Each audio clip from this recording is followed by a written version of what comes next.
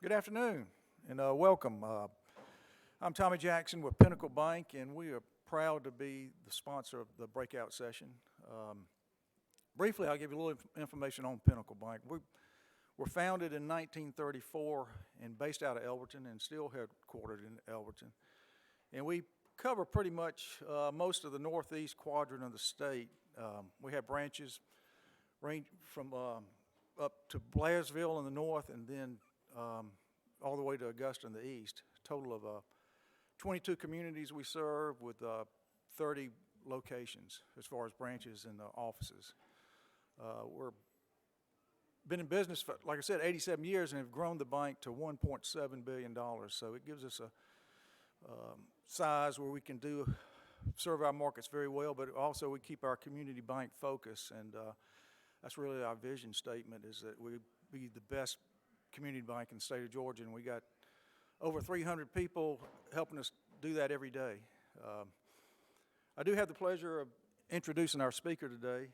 It's Clay Kirkland, and Clay is the Chief Consultant in Wisdom and Creativity Consulting, and he combines a dynamic presentation style and nearly 20 years of experience, education, and expertise. Clay is certified with Gallup Strengthsfinder, Emotional Intelligence, and has years of experience and knowledge in helping guide others to success and satisfaction in their businesses and personal lives. Wisdom and Creativity has been a consulting firm that has helped over 3,000 individuals and hundreds of businesses, nonprofits, and organizations with things that matter the most. Let's welcome Clay. Thank you. All right. I know what kind of students y'all were in high school. Most of y'all were back row students, so now we know, except for these three. We won't ask you what your GPAs were, we can assume. All right, but, hey, thanks for that introduction, Tommy. I'll give you a little bit more detail, just because when you come to an event like this or you go anywhere and someone's speaking, you look at them, you try to figure out, hey, what's this going to be about, and really, who are these people, right? I'm doing the same thing to you, so it's totally fine, and so we just might as well just come clean. So you just heard a little bit of bio. I've been doing consulting since 2007. I also currently am the COO of Georgia Skin Cancer here in town, and so a lot of different things, but the things that you wouldn't assume based on the person that you see up here, especially the way that I look, is that I have 6 children. They are aged, see, you hear that groan, right? So let me explain how this works. Not how you get to 6 children, but what it's like to have 6 children, because the age range right now is between 13 and 2, so we have a teenager and a toddler. And here's what it's like. Any of you have kids, just to check. Does anyone have 6? Okay, I'm the only freak in the house, which is fine. I'll explain what that's like. So when you have your first kid, we were 30 years old when we had our first. People were like, this is so exciting. I know you had to wait a long time. You're going to love this. And they were right? Had our first child. 16 months later, we had our second. And everyone said, that's perfect. Now, what they meant at that point was, stop. Don't, whatever you were doing to do that, don't do that anymore, right? The sedan still works. The one hotel room still works. Like, perfect, because it's perfect, meaning it's controllable. Then 16 months later, we had another one. And when you go over 2, people get nervous. They don't know what to say. Generally, in the 3-kid range, people will help you with math. They'll say this, oh, 3 kids, you're outnumbered. And you're like, that's exactly right. You knew that. That's great math, right? Even the back row people can do that math. Or they will say things like, oh, you're going to have to play zone defense. And you're like, that's exactly right. They don't know what else to say. When you get to 4 kids, people lose all sense of logic, all sense of sensibility, and because they're so nervous, they'll say things that they probably wish they hadn't. The primary question I got when we had 4 kids was, are you a Catholic? They just lead with a religious question. Most people don't lead with a religious question when you're first introduced to someone, but they would just lead with it. Oh, God, you must be Catholic. That's the only thing they could grasp. And then when I would say no other questions. So no further questions, Your Honor. It's just kind of like, I don't know. You go to your 5th child, people move out further west and they ask you if you're from Utah. You happen to be from Utah?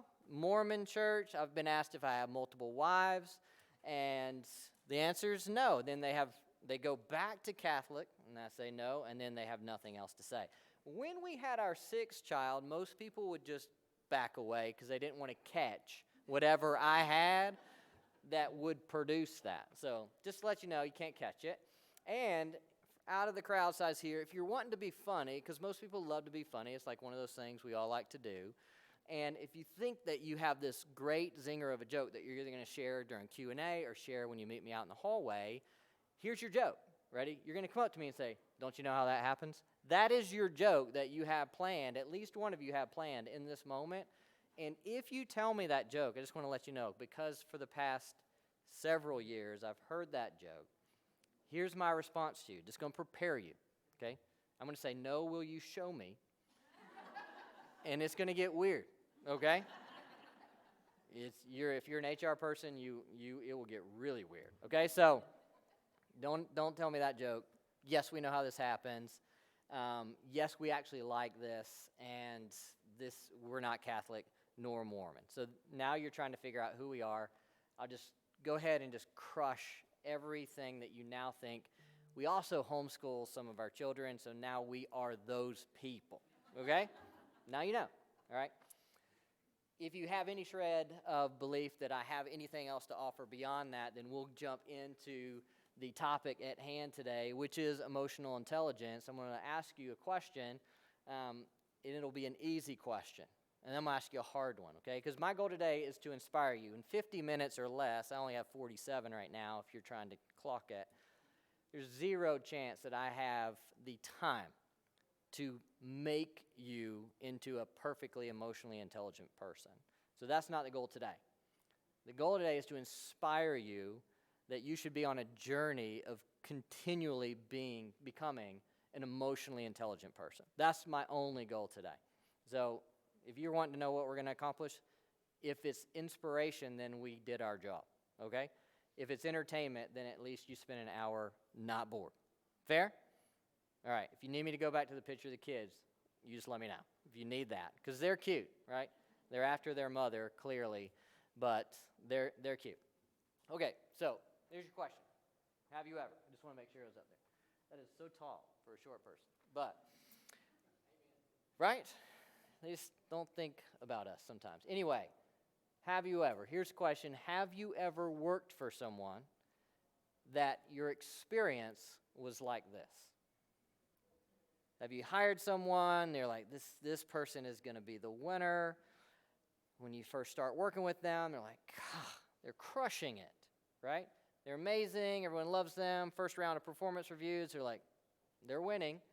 And then something happens, right? You're like, I thought, and you go back to this perception that you had of this person, and it's just confounding because what you thought isn't what you're now getting. Show of hands. Don't point if you work with someone in here, okay? No pointing, just hands raised. You've worked with someone like this. Great. Here's your question of the day. You can take this to your journal letter. Have you ever been this person yourself? Don't have to raise your hand, okay? But I already know the answer, because the answer is yes, okay? We've all been this person.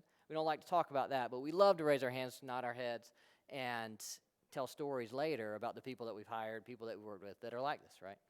But honestly, we're all like this. And so if you're in business and you're a human, or you're in business with humans, then you've got to be about emotional intelligence. You have to be, okay? And if you're not, you're going to lose, okay? I will stand on that, and at the very last slide, I'll show you a stat that I believe proves that. But that's where we're going to start, is you're going to lose if you're not about emotional intelligence, if you're a human or you're working with humans, or both, okay?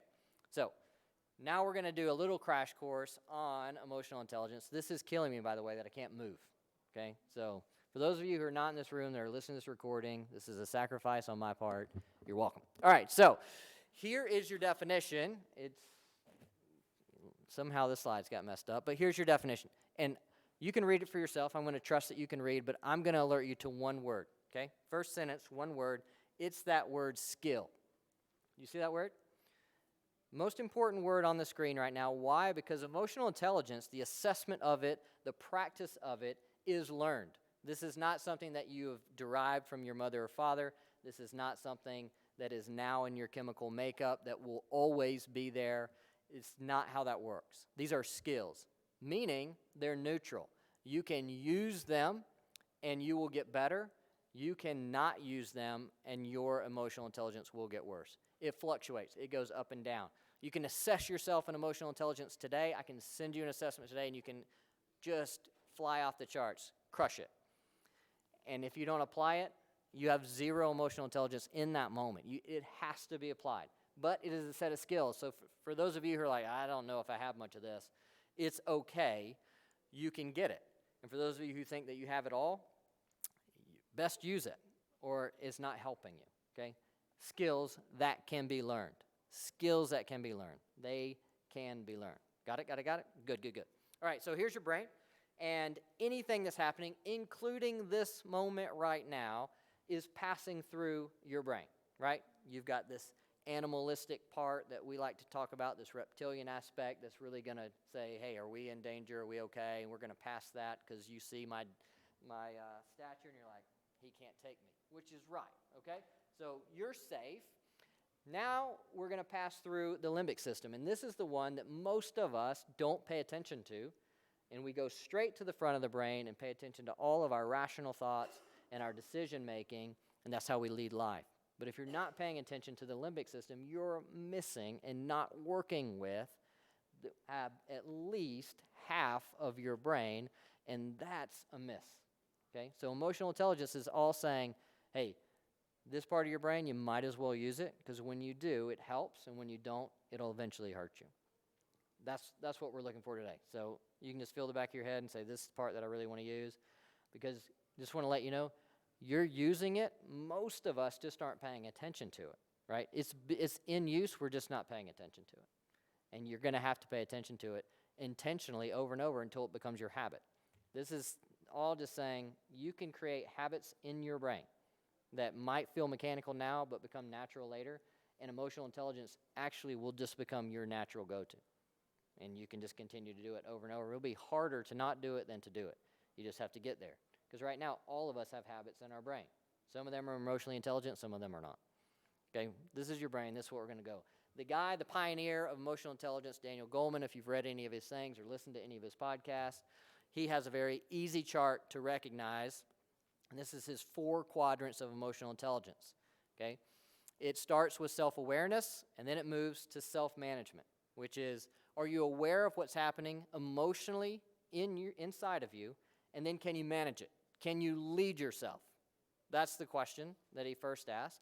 Second one is, are you aware of what's happening in other people's limbic systems and their emotional states and how that's coming out of them? And then can you influence them? Notice the key word there. There's a difference between what happens in the self and what happens socially. Okay? 3 of those 4 boxes that you see, starting with self-awareness, that is controllable. Meaning you have control over your self-awareness. You can become self-aware. You can grow in your self-awareness. You go to your self-leadership or your self-management.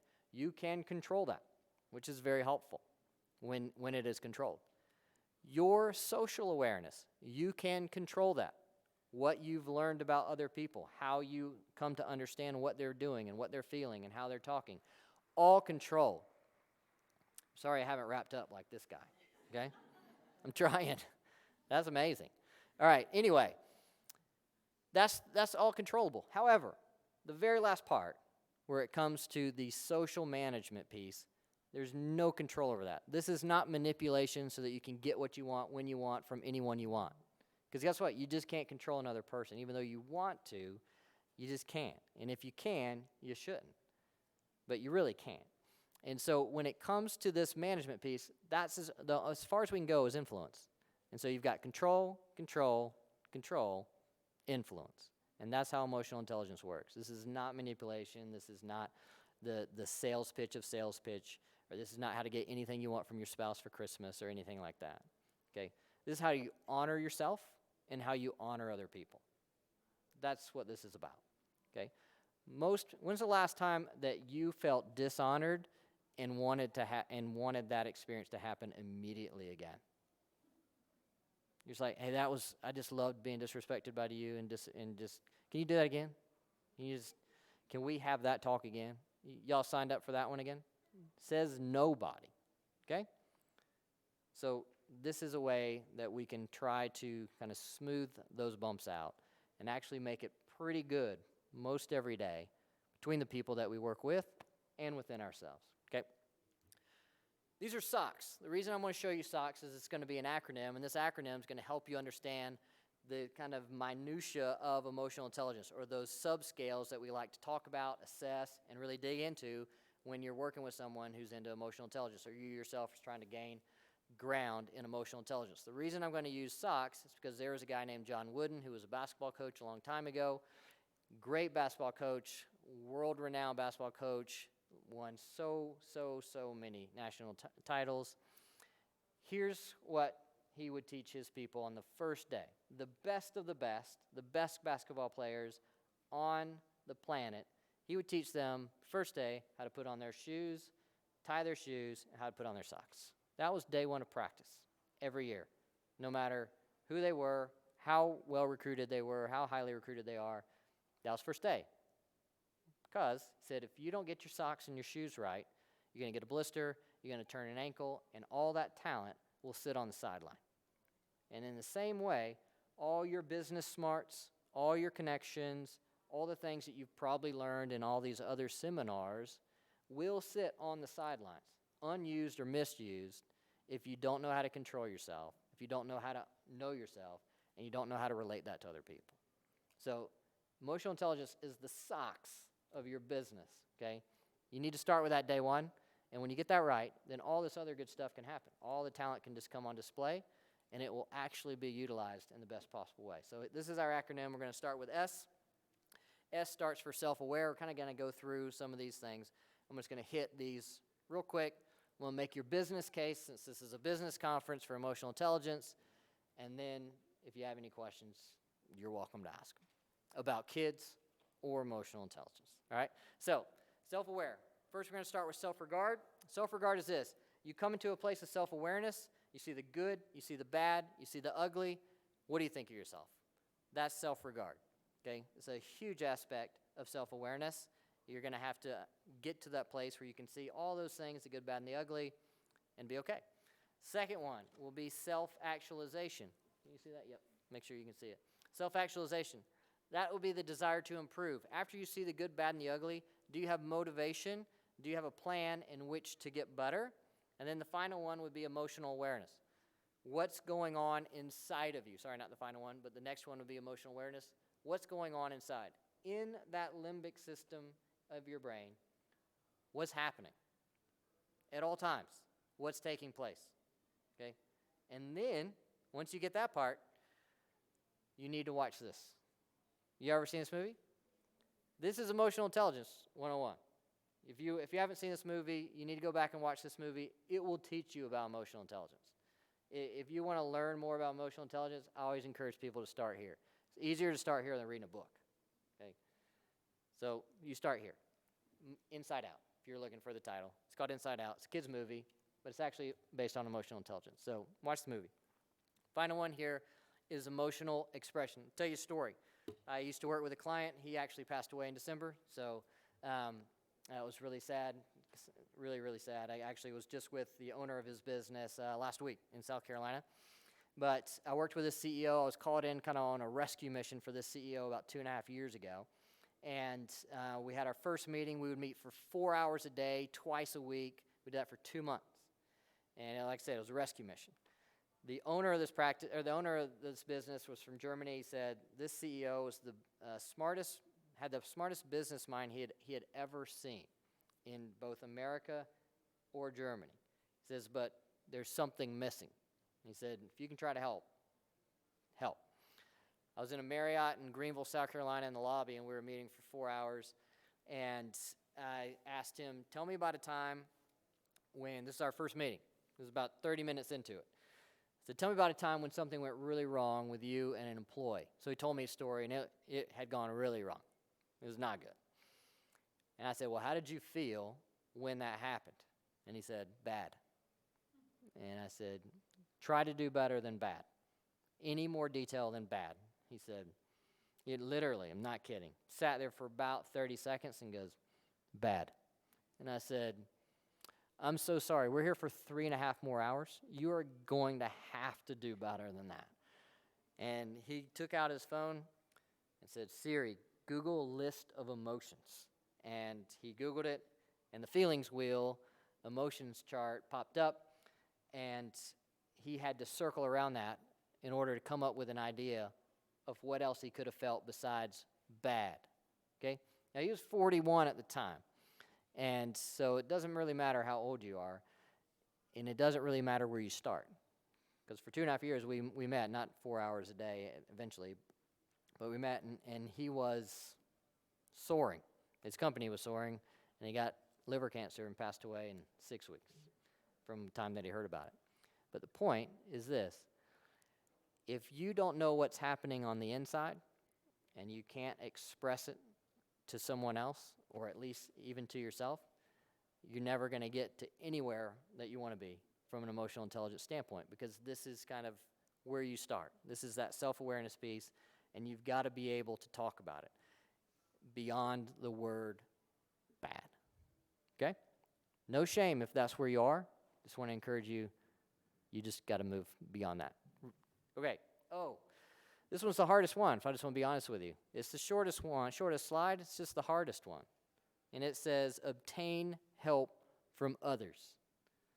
So I know we just talked about self-awareness, but if you're not getting help from someone else about your self-awareness, you're not going to have good self-awareness. If you've never done a 360, if you never asked your spouse or your coworkers, what's it like on the other side of me? It's a game changer. It sucks. I don't know if you can say that here, but it sucks, but it's a game changer. So you have to gain the experience of yourself from other people in order to get the help that you need. If you 360s are great. You can hire 1,000 people and read 1,000 books on how this works, or Google, and you can figure it out. The point is, you have to get on the other side of you. Humility will always win. In emotional intelligence, it's a necessity. It's the founding block, because you're basically saying, I need to get smarter. How am I going to do that? It takes humility. All right. Like I said, it's the hardest one. It's just easy. It's easy to say, hard to do. C, this is the one that everyone hears about, because this is the most popular one. Cares about the needs and feelings of other people. That's what you mostly hear about when it comes to emotional intelligence, is caring. The first one would be empathy. Why? Because this is one of the most critical ones in here. This is Henry Cloud. It says, empathy leaves others with the feeling of being deeply understood. There was such a cliffhanger there on what that means. Why is this so important? Because in 2014, Stanford University did a study on what happens to a human's brain when you feel understood. And what they were able to determine in 2014, that there is not another interpersonal experience that a human can have that will release the amount of oxytocin that feeling understood will release in your body. Nothing else. Sex, long hugs, really, really kind cards, gifts, nothing touches the amount of oxytocin released when you feel understood. It's the bonding chemical in your brain. It's the one that produces trust. They also found out that when you don't feel understood, or you don't have the opportunity to feel understood, then there's a defense chemical released in your brain that says you're in danger and you need to immediately remove yourself from that situation. So why is empathy so important? Because you're either going to work with someone's brain or against someone's brain, depending on your empathetic response, every time. And you wonder why it's so hard to communicate with some people, and you wonder why you have the same fights over and over, and you wonder why you can't get through, and so on and so forth. It's because there is about a 99.9% chance that you are working against someone's brain in that moment. And you won't win, no matter how hard you want to, no matter how hard you try, no matter how many times you go back to that well. You can't beat someone's brain. So, empathy by far. if you hear one thing today, if you just want to work on empathy, and the reason I'm saying this so much is when I first got assessed in my emotional intelligence, however long ago, 2000-something, 4, this was my lowest one, and it was my wife's highest one. And I was like, yikes, that explains so many things, right? Why I don't like to say it, but she's normally right. But, so it was the one that I had to work on the most. It's the one that I continue to work on the most. You're all going to have, this is not on your notes, but this is just true. You're all going to have different starting points on any of these different subscales that we're talking about. But again, it's not about where you start, it's about where you're going with it. It does not matter where you start. Again, you could be like my CEO in South Carolina and start at bad, okay? And he moved well beyond bad. So it's not about that. It's about moving forward, okay? Next one will be social responsibility. Where's your place and your contribution to other people? I'm going to move through these kind of quickly. Interpersonal connections.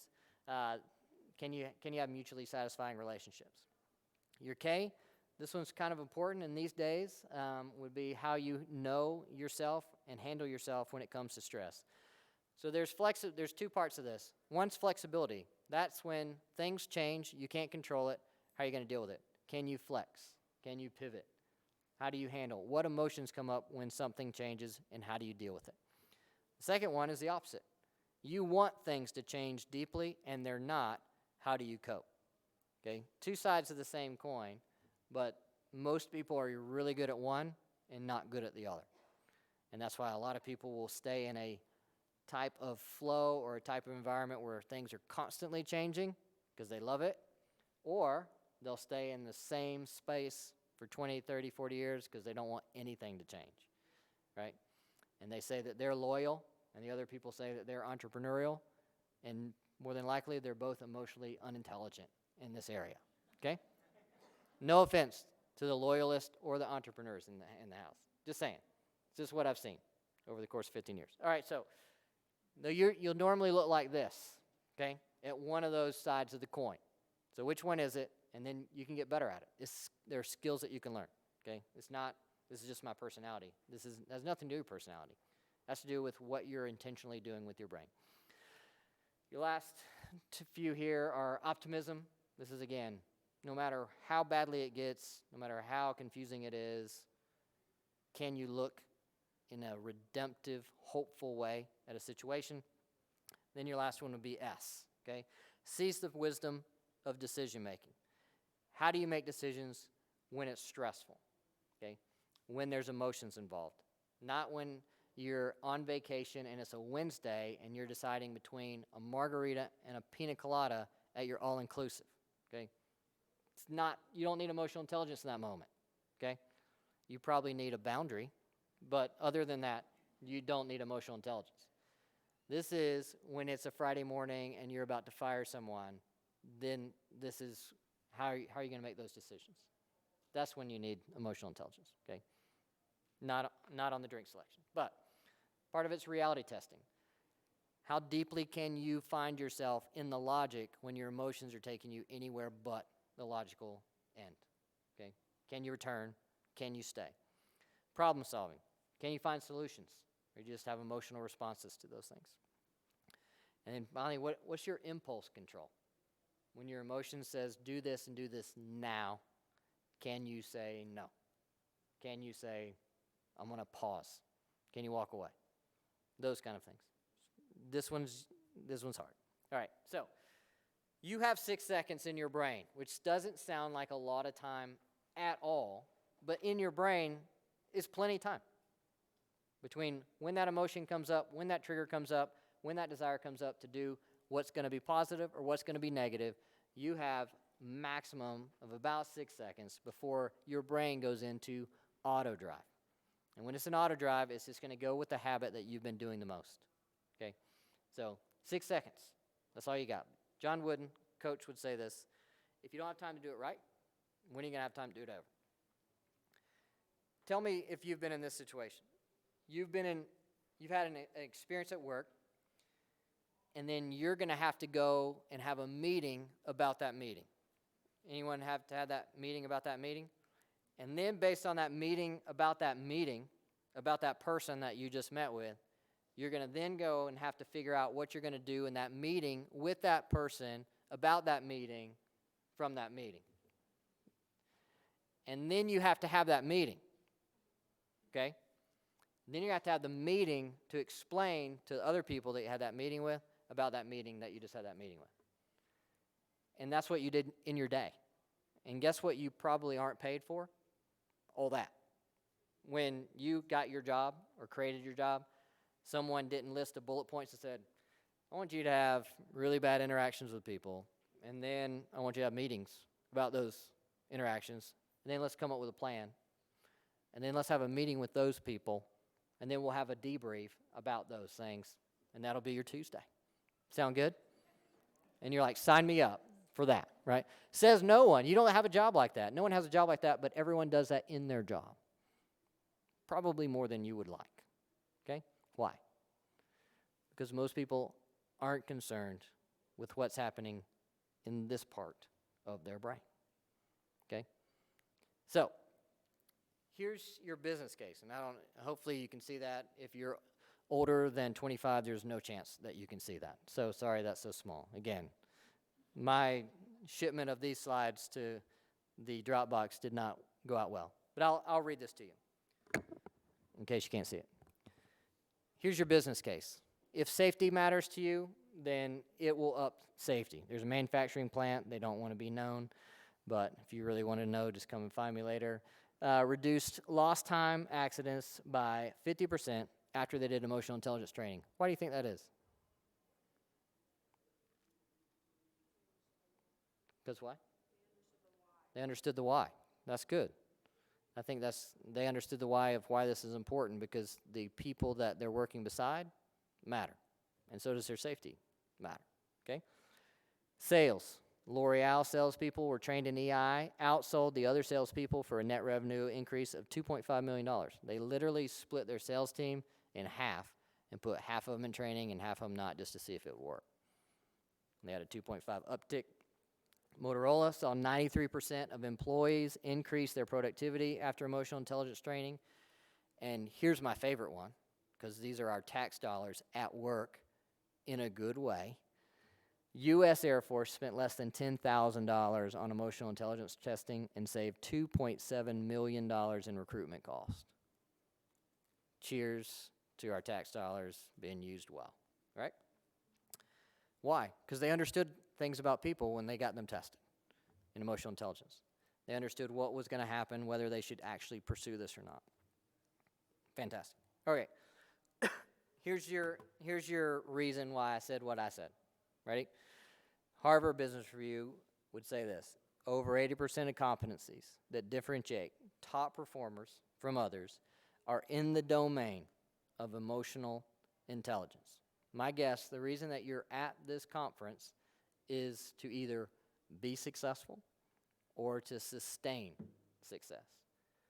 And what we've come to understand about the brain and about human interactions through all the studies that you can Google, if you want to look at Google's studies on what they've seen in their two major tests, and you'll see that it's soft skills that rise above the STEM skills. And they were shocked. So they're so shocked they did it again, and it was still true. I just don't love the idea that we call them soft skills, because that connotates something that we probably wouldn't like. Anyway, any research you find, what we're coming to understand is that sustained success really doesn't come from your degree. It doesn't actually even come from your business experience. It comes from your emotional intelligence, so that you can apply all those things that you've learned and gained, or those who don't will eventually fade out. So, again, my inspiration to you, my plea to you, is to spend the time necessary that is needed for you to train your brain to start moving in the emotional intelligence space, and I promise you, you'll see dividends. More than likely, you'll see dividends at home as well. This is something, because guess what? You take your brain into your home. You take your brain into your business. You take your brain anywhere you go. And your brain's going to light up emotions. I'll end with this story. I was talking to a C-suite CFO earlier this week, and I said, what's been going on? She told me a story about when the CEO got onto her about something that she hadn't done. And I said, how'd that make you feel? And she said, a lot of things, we've been talking for a long time about this. This is what she said. She said, it brought my dad into that boardroom. She goes, I don't want my dad in that boardroom. And I was like, well, he's going to come there every time unless you figure out a different way to think about it. Your brain is everywhere with you all the time. All those memories, all those feelings, all those things, you can try to ignore. But your brain is going to win. And so there is a way to win with your brain instead of trying to fight against your brain, and it's emotional intelligence. All right, now we can ask questions if you want to ask questions. If not, there are non-alcoholic beverages below. If you know a sponsor, there are alcoholic beverages above. Any questions? Yes, Michael.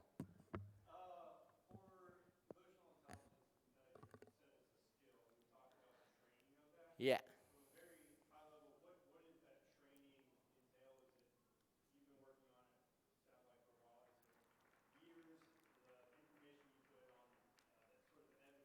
Yeah.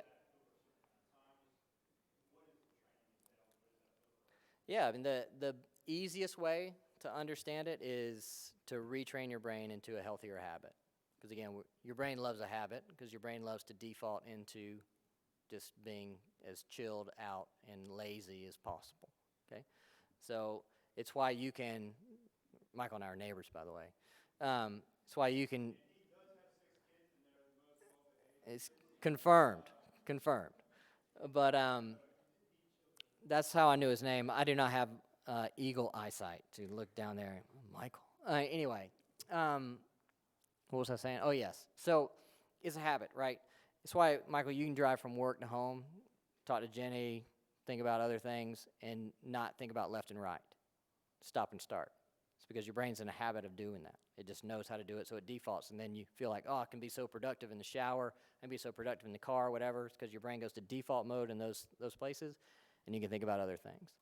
So it loves default mode. This is literally just retraining your brain into a default mode that's healthier than when it's been. So if you are someone who reads a book or listens to a podcast or looked at these and go, yeah, I rarely put myself in someone else's shoes, okay? Then there are exercises you can do from books, magazines, Google searches, whatever else, that will help you start to do that. What I did in empathy was I kept an empathy journal. I know this sounds whatever, but I don't care. It worked. I kept an empathy journal, and 3 times a day I would write down a person that I interacted with and try to understand how they were feeling in that moment. And then if I knew them well enough, once or twice a week, I'd go back and say, hey, when we were talking, it seemed like you might have felt like I was threatening you. Was that true? To try to confirm what was happening. I'd do that with my spouse. I'd do that with coworkers. And then I would record what they would say on that. I did that for 3 months straight just to try to get that into my head. And so very often now my default mode is to, when before I even say something, I'm going to think through, if I say this, more than likely, how will they respond? And if they're going to respond in that way, what's the best way for me to handle it? It's just pre-work that I do before I even have a conversation.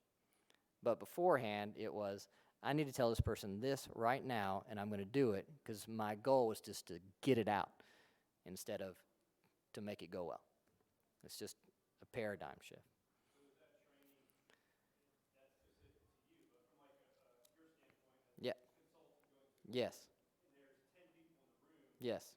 that have this low level emotional intelligence, what Yep. is there a set program you generally use, or is it individualized like that? I individualize it based on their lowest subscales. So they'll either read something or we'll just talk. We can just hash it out. Or they can say, hey, go read your book or go listen to a podcast, whatever. There's so many sources of this. This whole thing isn't, oh, you should come talk to me. This is, you can find this stuff anywhere. The goal is not the lack of information. It's the lack of intentionality. And so it's out there. the point is, well, I'll get you in just 1 second. The point is, go find it and find where you're low and start to lift that up. If you're great at assertiveness or emotional expression, the goal is just to maintain that. Just go maintain it. But if you know you suck at reality testing, because when you get in a situation, there's zero logic in there, it's just all passion, that's where you need to go. And it's literally finding that, and there will be, like I said, countless things you can find just online, not through me, just online, that are free, that you can just start to do. It literally just takes intentionality. It's not information, it's intentionality. But yes, it should be individualized because we're all in different places. So that's why it's not like, hey, blanket statement, we're all going to work on this today, because half of y'all would be bored, right? And half of y'all would be offended that I already knew what your problem was, okay? So, yes, ma'am.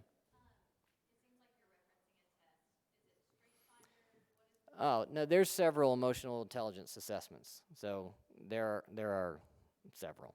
Again, you can Google them. I use a few of them, but yeah, like I said, if you go to MHS.com, I like that one. Multi-health systems. I think that one's pretty sharp. I don't know how it works with ebooks now, but when Emotional Intelligence 2.0 came out, there was one attached to that. I haven't bought that book in a while, so I don't know if there's still one attached to it. If anyone's bought that book, you might be able to speak more into that. There's a ton, honestly. So,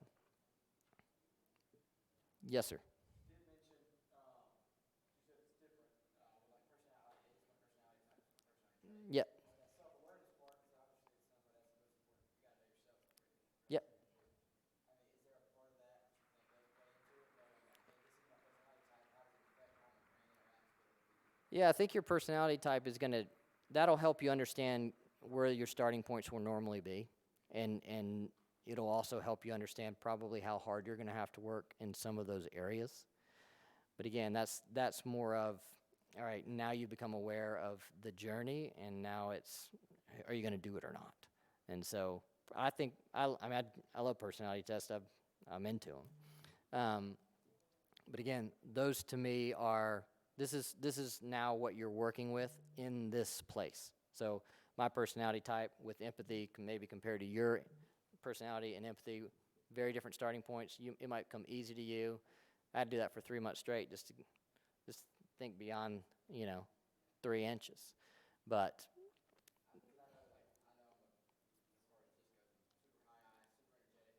yeah, you can see that. Right. Right. Right. Yeah, and that's the fact that you would know yourself about that. Then I'd say, hey, that's a great thing that you know, and so now you just need to trick yourself to do it beyond that week, right? Find a thing each week to get excited for.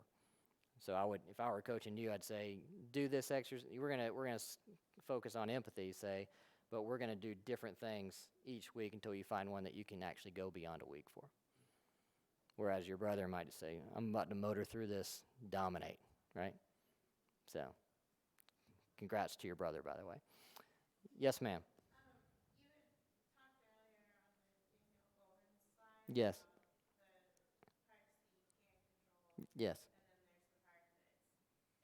that's correct. I'm assuming you're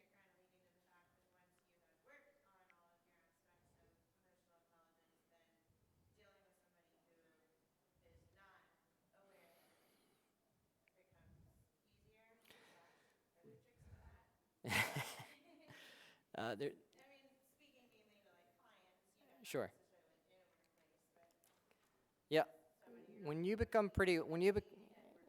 yeah, if you become aware of yourself and start managing yourself well, and then become pretty aware of how other people are doing, you're gonna have a really good idea of what's behind what's happening in someone, their reaction, their response, so on and so forth. Again, you can't control their response or reaction. You can't control whether they're gonna do well, but it will really narrow the options as to how you should respond in that moment. That's where the influence can come about. Or the fact, I'll just make it a general assumption, right? Of, that if you can make someone feel understood, their brain will release oxytocin towards you, okay? Can't stop it. So my goal in any conversation is to make sure the other person feels understood. If I'm intelligent in that moment, okay? They might resist it, they might not want to say it, they whatever, but I know that if I at least get to a place of understanding them, that I've put them in the best place possible for this conversation to go well. They might resist it, like I said, but I've done my part. That's my influence. Can't control. Now, myself, I can control what I'm saying, what I'm doing, so on and so forth. But for them, I just try to set them up for success. And oftentimes, we don't set them up for success. Any other questions?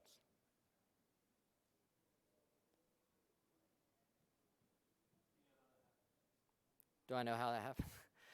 Wes, I'd be happy to show you.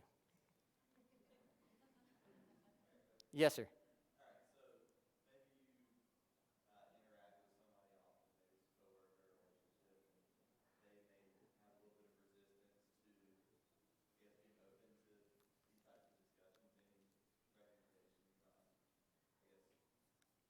means of encouragement?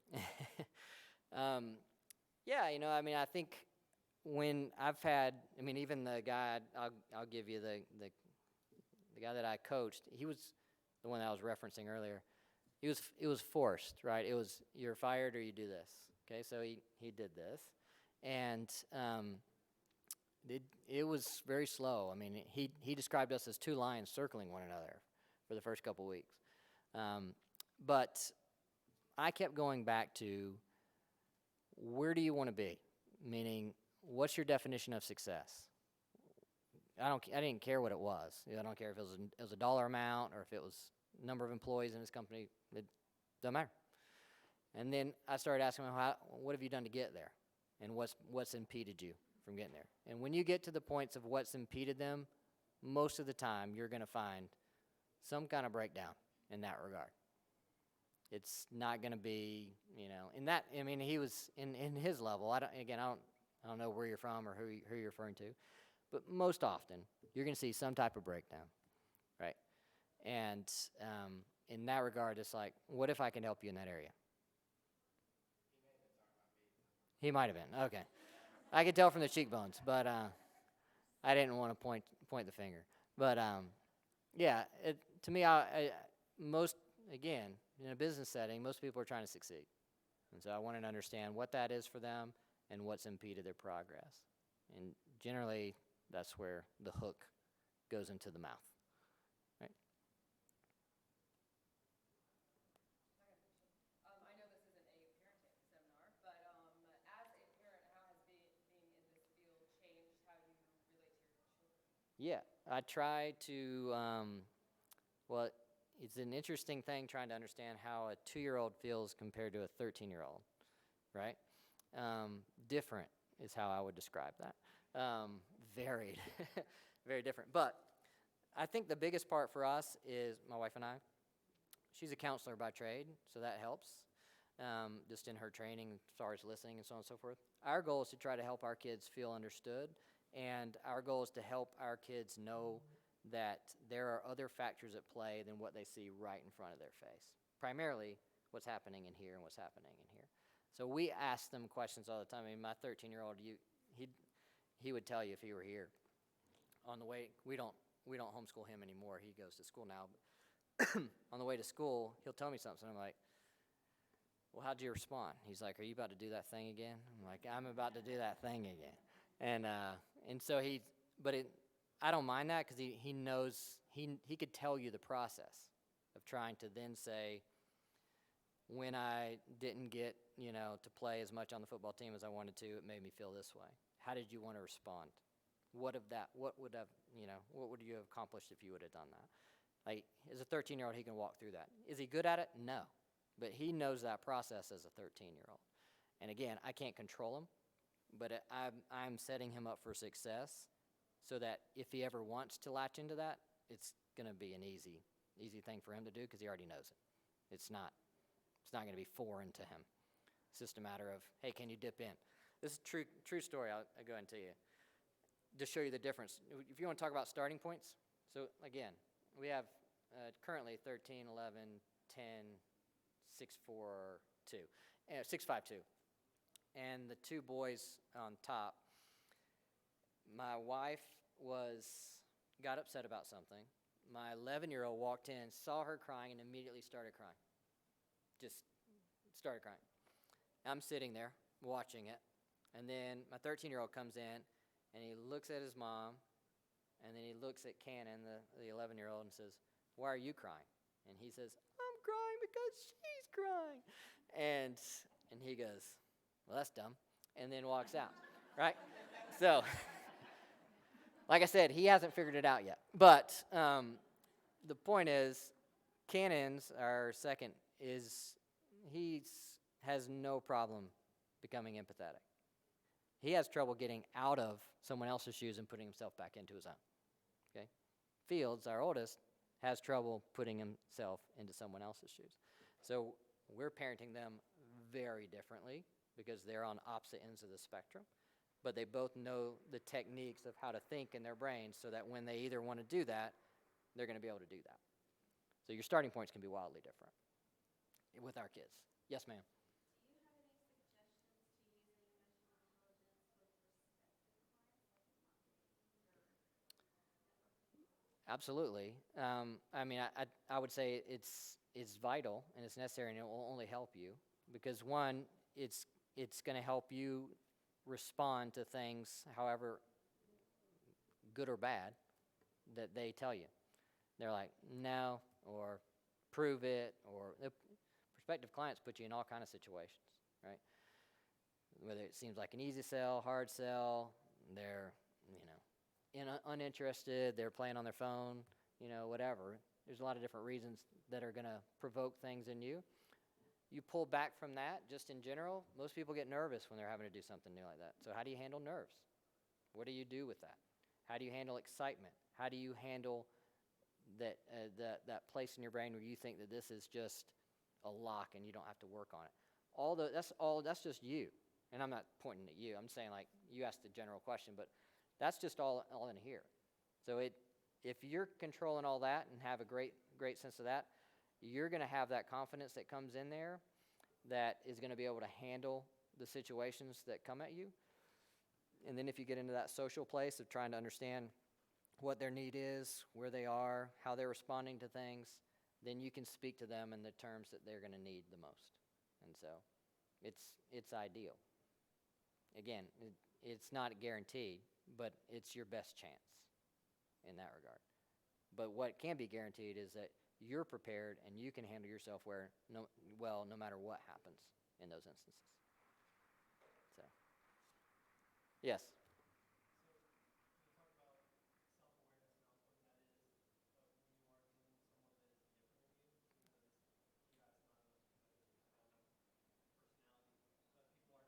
Yep.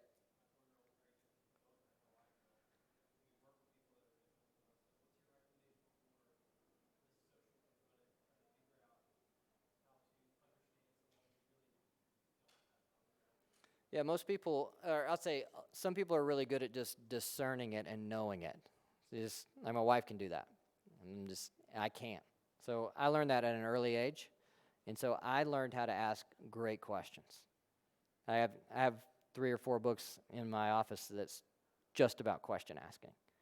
The art of it, when to do it, how to do it, the words you do it, so on and so forth.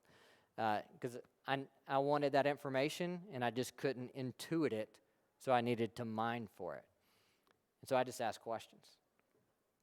And here's the deal with questions, and I could do a whole session on questions. But most of us are guessing when it comes to things that we really need to know. And most people are afraid to find out, hey, I might not get the answer I need, or so on and so forth. But if you learn how to ask the right question, it's going to be a game changer. That's all I can say. I have 20 seconds, and my guy's ready. So thank you all for your time. Hope you have a great rest of your conference.